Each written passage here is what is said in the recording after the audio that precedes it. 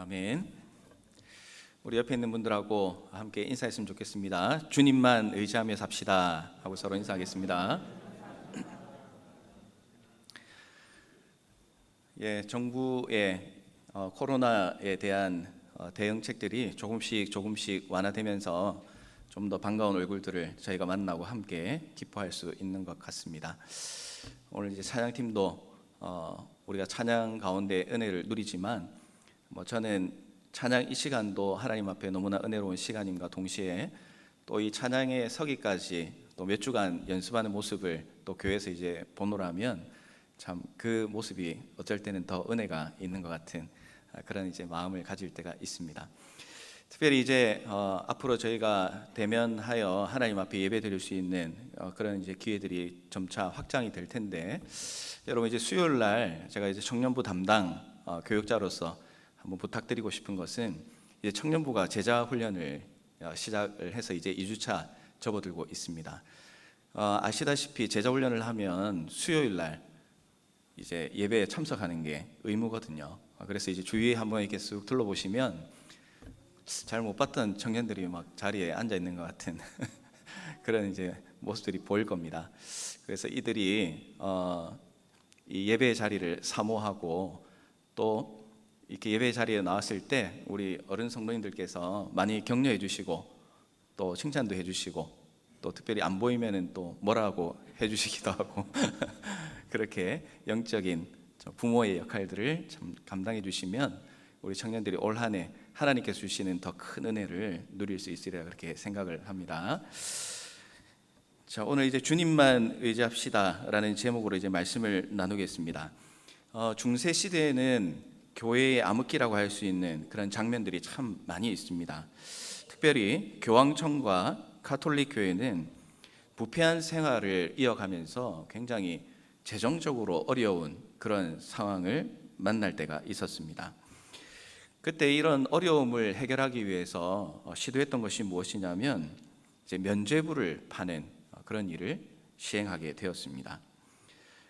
이 면죄부를 파는 내용에 대해서 참 단순한 내용이죠. 이 면죄부를 사면은 이제 죄가 용서를 받는다라는 아주 단순한 그런 내용인데, 그 당시 이제 종교 지도자들은 목적이 분명했습니다. 이걸 통해서 돈을 모으기 위한 그런 목적이 있었죠. 그런데 저는 이 내용에 대해서 들어서 잘 알고 있긴 하지만, 그러나 이들이 주장했던 참 내용을 보면 참으로 가슴이 답답하고 어떻게 이런 말을 할 수 있을까 하는 생각이 들 때가 참 많이 있습니다. 어떤 주장을 하게 되었었냐면 이제 이런 말을 하게 되는 거죠. 누구든지 회개하고 기부금을 내면 죄를 용서받을 수 있습니다. 돈이 이 상자 속에 짤랑하고 들어가는 순간 영혼은 지옥의 불길에서 튀어나오게 됩니다. 자, 이런 말이 이 면죄부를 파는 가운데 공공연하게 돌게 되었던 것이죠. 참으로 하나님께서 가슴 아파했을 그런 시기를 보냈다고 할 수가 있습니다. 이때 우리가 잘 알고 있는 루터는 1517년 10월 31일에 95개조의 반박문을 통해서 구원은 사람의 어떤 노력을 통해서 얻을 수 있는 것이 아니라 오직 하나님께로만 얻을 수 있다, 오직 믿음으로 구원을 받을 수 있다라는 것을 분명하게 발표를 하게 됩니다. 이로 인해서 우리도 하나님 앞에 믿음으로 나아가는 것이 얼마나 크고 행복하고 감사한 일인지를 오늘 우리가 경험하면서 살아갈 수 있게 되는 것이죠. 그런데 이 중세시대의 종교개혁 이야기는 그때 우리가 크게 이슈가 되어가지고 지금 우리가 크게 생각은 하지만 성경 가운데는 종교개혁의 이야기가 참 많이 나타납니다. 특별히 역대하 14장부터 16장에 걸쳐서 당시의 종교개혁의 이야기가 기록이 됩니다. 그 종교개혁의 주역이 누구였냐면 남유다의 세 번째 왕이었던 아사 왕에 대한 그런 이야기입니다. 14장 말씀에 가보면 아비야의 아들인 아사가 유다의 왕으로 등극을 합니다. 이 아사 왕은 하나님 보시기에 정말 선과 정의를 행하고 또 이방 제단과 산당을 없애는 일을 했습니다. 또 주상을 깨뜨리고 아세라상을 찍어 없애기도 하고 또 유다 사람들에게 명령해서 우리 조상의 하나님 여호와를 찾게 하였습니다. 그리고 하나님의 율법과 하나님의 명령을 행하게 하였고 유다 모든 성읍에서 산당과 태양상을 없애매 온 나라가 하나님 앞에서 평안을 누리게 되었다라고 말씀을 하고 있습니다. 15장에 가서도 이 아사 왕은 선지자 아사랴의 동료로 종교개혁을 계속해서 이어갑니다. 이것은 하나님께서 분명히 기뻐 받으시는 일이었고 이로 말미암아서 온 유다가 여호와를 만나고 평안을 얻게 됩니다. 아사 왕 35년까지 전쟁이 없었다고 성경은 기록하고 있습니다. 어떤 사람이 지도자가 되느냐 하는 것은 참으로 중요한 일이죠. 참된 지도자를 만나면 그 나라가 평안을 얻지만 거짓 지도자를 만나게 되면 나라가 어려움을 겪게 됩니다. 그래서 우리는 참된 지도자를 만나기 위해서도 노력을 해야 되고 또 나 자신도 참된 지도자가 되기 위해서 부단한 노력을 해 나갈 수 있어야 됩니다. 그런데 16장 말씀에 이제 오늘 말씀에 이르려면요 돌연 다른 이야기가 나오고 있습니다. 하나님께서 축복하신 그 축복과 평화를 누린 이 아사 왕이 북이스라엘 왕이었던 바하사의 침공을 받게 되었습니다. 아사 왕은 마음이 다급했습니다. 지도자로서 나라를 걱정하고 또 이걸 잘 해결해야겠다는 마음이 컸습니다.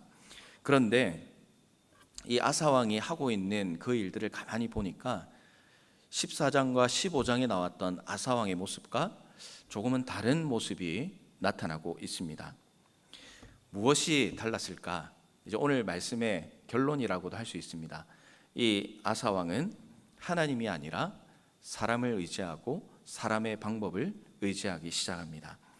오늘 말씀은 아사 왕이 왜 하나님께 질책을 받게 되고 또 비참한 결말을 맞게 되었는지를 우리에게 보여줍니다. 그리고 오늘 우리는 이 모습을 보면서 우리가 정말 하나님만을 의지하고 살아가고 있는지, 하나님이 내 인생의 주인이신지, 정말 그분이 내 인생의 가장 높은 위치에 있는 것인가, 오늘 우리 자신을 점검하고 혹시나 하나님 앞에서 그런 모습으로 살아가고 있지 않다면 오늘 이 아사 왕의 모습을 보면서 하나님 앞에서 다시 한번 결단하고 정말 주님만 의지하기로 결단할 수 있는 이 저녁의 시간이 되기를 바랍니다. 이제 두 가지의 말씀을 좀 나누어서 살펴보기를 원하는데요. 첫 번째로는 하나님을 의지해야 된다. 사람이 아니라 하나님을 의지해야 한다는 사실입니다. 1절 말씀을 보면 아사 왕 제36년에 이스라엘 왕 바하사가 유다를 치러 올라와서 라마를 건축하여 사람을 유다 왕 아사에게 왕래하지 못하게 하려 한지라, 이렇게 기록을 하고 있습니다. 당시에 아사 왕은 종교 개혁을 이루고 인정받는 왕이었습니다. 그러니까 나라도 이제 굉장히 안정적인 위치에 있었던 것이죠. 그러다 보니까 이 북쪽에 있는 사람들, 북이스라엘에 있는 사람들이 남유다로 남하하는 경우가 있었습니다. 그러니까 쉽게 생각하면 오늘날 대한민국을 좀 생각하면 좋을 것 같습니다. 우리가 이제 한 민족인데 남한과 북한이 이렇게 나누어져 있지 않습니까? 그런데 지금도 북한에서 이제 대한민국으로 귀순하는 경우가 종종 있습니다. 그 이유는 북한보다 남한이 더 살기 좋으니까 그렇게 목숨을 걸고 내려온다고 볼 수가 있겠죠. 이런 일들을 북한 정권에서는 좋아할 리가 없습니다. 그래서 어떻게든 못 내려가게 하고 어떻게든 잡으려고 합니다. 마찬가지로 북이스라엘 왕도 이 남쪽으로 도망가는 백성들을 보면서 좋아할 수가 없었겠죠. 그래서 남유다를 공격하기로 하였습니다. 본문에 소개되는 라마는 문자적으로는 높은 곳이라는 그런 의미를 가지고 있고 또 베냐민 지파에 속해 있는 그런 성읍이었습니다. 예루살렘에서 북쪽으로 6km 정도에 위치한 그런 장소였는데 이곳은 남쪽과 북쪽을 이어주는 아주 중요한 위치에 있었다고 할 수가 있습니다. 라마를 건축했다 하는 것을 보면 이 북이스라엘 왕이 이미 이 라마라는 곳을 점령하고 그리고 그곳에 요새화를 시켜서 남쪽을 더 공격해 나가겠다는 그런 의지가 지금 담겨 있는 말씀이라고 할 수가 있겠습니다. 자, 이런 상황이 되니까 아사 왕의 마음이 굉장히 급해지게 되는 겁니다. 어떤 것이 이 상황을 해결하는 데 가장 좋을까 고민합니다. 우리도 예상하지 못한 그런 상황을 만나게 되면 여러 가지를 생각해 보죠. 다양한 경우의 수를 상상해보고 또 그동안 내가 배웠던 지식이나 경험을 총동원합니다. 또 주위에 좀 박식한 사람에게 이 문제를 어떻게 해결할지 조언을 구하기도 합니다. 아사 왕도 이런 고민을 거쳐서 나름대로 최선을 다해서 결론을 내리게 됩니다. 그가 내린 결론이 무엇이었습니까? 오늘 2절 말씀에 나오는데요. 그가 내린 결론이 무엇이냐면 여호와의 전 곡간과 왕국 곡간의 은과 금을 꺼내도록 명령을 합니다. 왕궁에 있는 은과 금도 부족하여서 여호와의 전에 있는 은과 금까지도 다 꺼내라고 그렇게 명령을 하는 겁니다. 그리고 그것을 누구에게 보내냐면 다메섹에 있는 아람 왕 벤하닷에게 보내게 되는 겁니다. 그리고 이렇게 부탁을 합니다. 3절 말씀입니다. 우리 다 같이 한번 읽어봤으면 좋겠습니다. 시작. 내 아버지와 당신의 아버지의 사이와 같이 나와 당신 사이에 약조하자.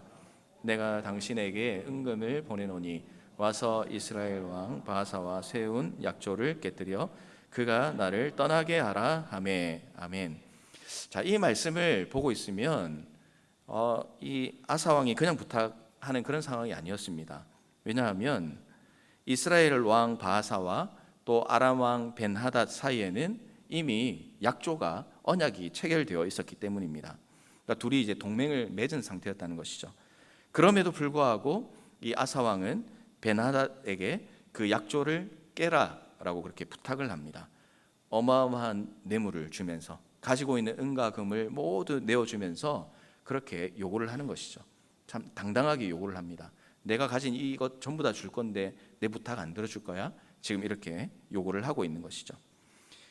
벤하닷이 이 뇌물을 받고 약조를 깨뜨리고 아사 왕의 요구를 들어준다면, 그리고 벤하닷이 북이스라엘을 쳐주기만 한다면 라마에 있는 북이스라엘의 군대는 돌아갈 수밖에 없는 그런 상황이었습니다. 이 아람 왕은 많은 뇌물을 받고 또 나름대로 계산을 굴리기 시작합니다. 그리고 언약을 깨고 아사를 도와서 북이스라엘을 치기로 결정을 하는 것이죠. 막대한 돈이 주어지기 때문에 그럴 수도 있지만 또 다른 한편으로는 북이스라엘을 공격해서 자신도 더 많은 영토를 확장하고 싶은 그런 욕심이 있었을 것입니다. 결국 아사의 선택은 당장은 일이 잘 해결된 것처럼 보이지만 결국 북이스라엘과 남유다 모두에게 손해가 되는 그런 결정이었습니다. 그런데 상황이 안 좋아진 것보다 더 심각한 문제가 오늘 이 사건 안에 담겨져 있습니다. 무엇이 문제입니까? 뇌물을 쓴 것, 또 계략을 쓴 것, 약속을 어긴 것, 여러 가지 인간적인 잘못들이 이 말씀 가운데 녹아져 있습니다만, 그러나 아사 왕에게 있어서 가장 큰 문제가 무엇이었냐면 이 급박한 상황을 해결하고 또 얽혀있는 문제를 해결해 나가는 과정 가운데서 한순간도 하나님을 의지했다는 말씀이 기록되고 있지 않다는 것입니다. 원래 그런 왕이었으면은 원래 그랬겠지, 원래 그런 사람이니까 라고 이야기할 수 있겠지만, 그러나 이 아사 왕은 앞서 말씀드린 것처럼 놀라운 종교개혁의 일을 감당했던 사람이었습니다.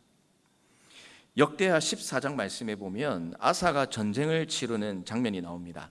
14장 9절에 보면 구스 사람 세라가 유다를 치려고 공격을 해옵니다. 그런데 그 숫자가 얼마였냐면 군사가 100만 명이고 병거 300대를 거느리고 공격했습니다. 북이스라엘이 쳐들어오는 숫자와는 비교가 되지 않는 어마어마한 숫자로 이 남유다를 공격해 들어왔습니다. 그때 아사 왕이 했던 것이 무엇이냐면 여호와의 곳간에서 은금을 꺼낸 것도 아니고 왕궁에서 은금을 꺼낸 것도 아니고 또 아주 좋은 계략을 짠 것도 아니었습니다.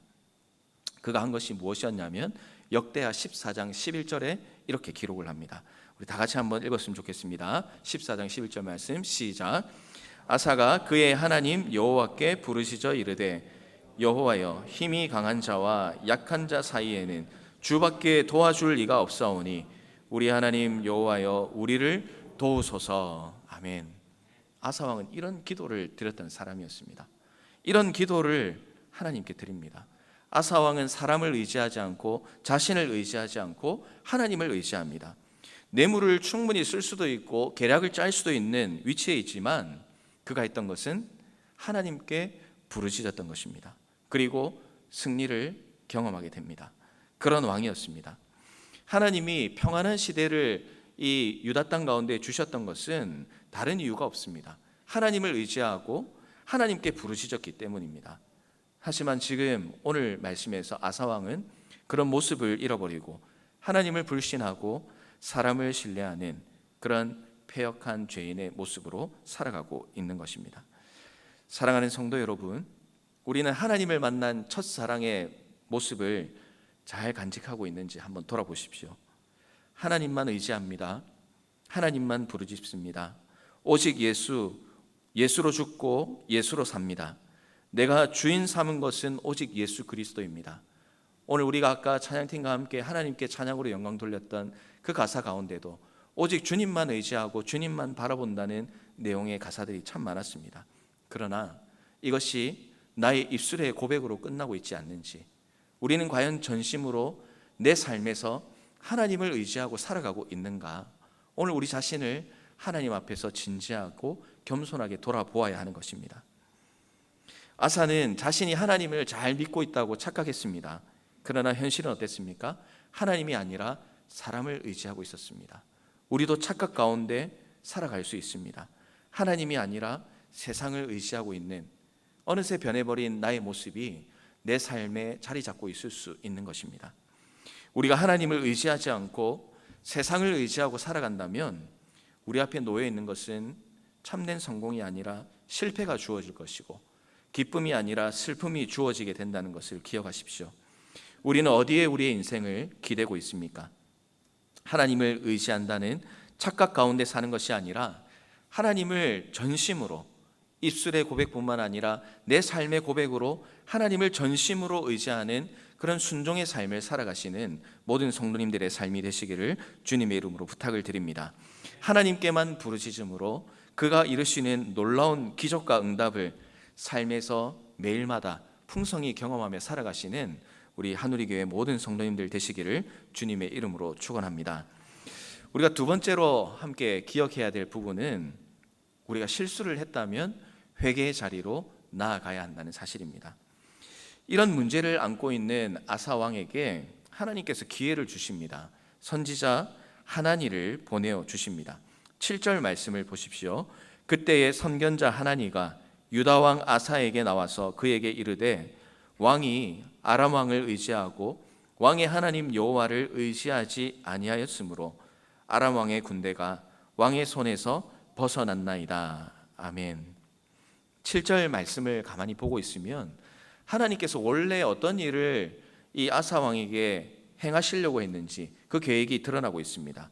하나님은 원래 북이스라엘의 바하사뿐만 아니라 아람까지도 이 아사 왕의 손에 붙일 계획을 가지고 있었습니다. 그런데 정복해야 할 대상에게 뇌물을 주고 도움을 요청하는 그런 행동을 하나님께서 보셨을 때에 얼마나 답답하고 한심스러운 모습으로 그를 바라보았겠습니까? 이 아사의 불신앙을 지적한 하나니는 이어서 하나님의 책망과 심판을 전합니다. 9절 말씀에 보면 왕이 망령되이 행하였으므로 이후부터는 왕에게 전쟁이 있을 것이다. 하나님의 말씀을 전합니다. 망령되이 행했다. 이 원래 의미는 어리석다라는 의미를 가지고 있습니다. 지식적인 어리석음을 가지고 있는 것이 아니라 지금은 영적인 어리석음을 지적하고 있는 것입니다. 아사 왕이 하나님의 뜻을 헤아리지 못하고 하나님 대신 사람을 선택한 그 영적인 무지함을 책망하고 있습니다. 문제는 이 책망 가운데 하나님의 심판이 들어있는 것이죠. 평안한 시대를 보내고 있던 이 남유다에 이제 전쟁이 일어나게 될 것이다. 하나님의 심판이 임하게 됩니다. 불신앙에는 반드시 하나님의 심판과 그리고 책망이 따르게 됩니다. 우리도 하나님의 말씀 앞에 전적으로 순종하지 못하는 그런 경우가 있습니다. 그 이유가 무엇입니까? 영적으로 무지하기 때문에 그렇습니다. 하나님과의 관계가 서먹서먹하고 하나님의 뜻과 계획을 모르면 우리는 하나님의 뜻대로 살아갈 힘과 능력이 없습니다. 하나님이 싫어하는 길로 나아갈 수밖에 없는 것입니다. 지식이 부족한 것은 사람들의 손가락질을 받는 것으로 끝날 수 있습니다. 그러나 영적인 무지함은 반드시 하나님의 심판이 임한다는 사실을 우리는 결코 잊어서는 안 될 것입니다.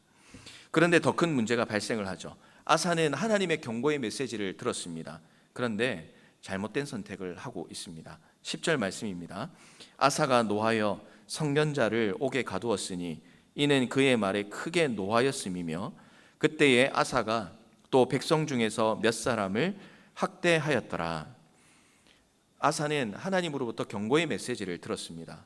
그러나 하나님께서 이 경고를 하시는 이유와 목적이 아사를 사랑하기 때문에 주셨다는 사실을 깨닫지 못했습니다.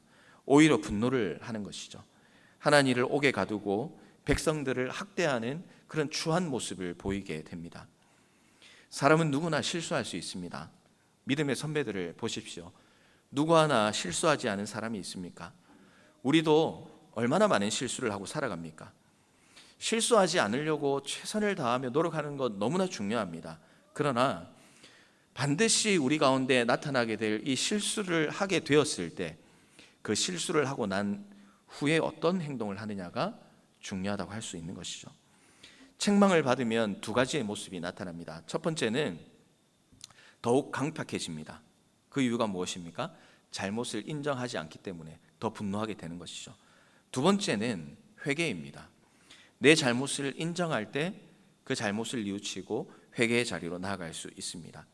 하나님께 쓰임받은 믿음의 선배들은 하나님의 책망을 들었을 때에 옷을 찢고 회개의 자리로 나아갔습니다. 그리고 회개할 때에 하나님은 그 실수로 그 인생이 끝나지 않게 하시고 그 실수를 하였지만 하나님께 회개하였을 때 하나님의 은혜를 회복할 수 있는 그 은혜를 허락해 주십니다. 하나님은 결코 회개하는 자녀를 외면하지 않는 분이시기 때문에 그렇습니다.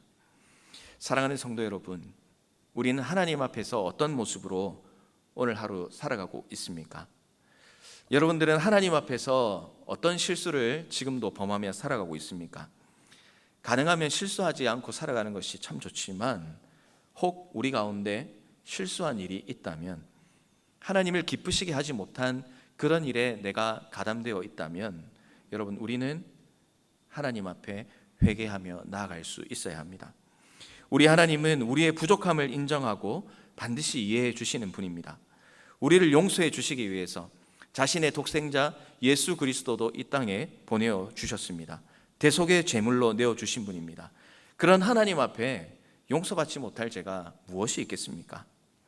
말씀과 기도 가운데 하나님께서 나에게 생각나게 하시거나 혹 사람을 통하여 내 죄가 생각나는 것들이 있다면 강팍한 마음으로 반응하는 것이 아니라 부드러운 마음으로 하나님 앞에 즉각적으로 회개의 기도, 회개의 자리로 나아가야 한다는 사실을 여러분들 마음속에 꼭 삶의 기준으로 두고 살아가시기를 바랍니다. 그런 삶을 살아간다면 너무나 부족한 우리의 삶이지만 하나님께서 그런 모습을 기뻐해 주시고 우리를 안아주시고 우리를 새롭게 일을 해 나갈 수 있는 자리로 하나님께서 우리의 손을 잡아주시고 이끌어 주신다는 사실, 여러분 이 사실을 삶에서 경험해 나간다면 우리는 하나님 앞에 더욱 충성된 존재로 살아갈 수 있게 되는 줄로 믿습니다.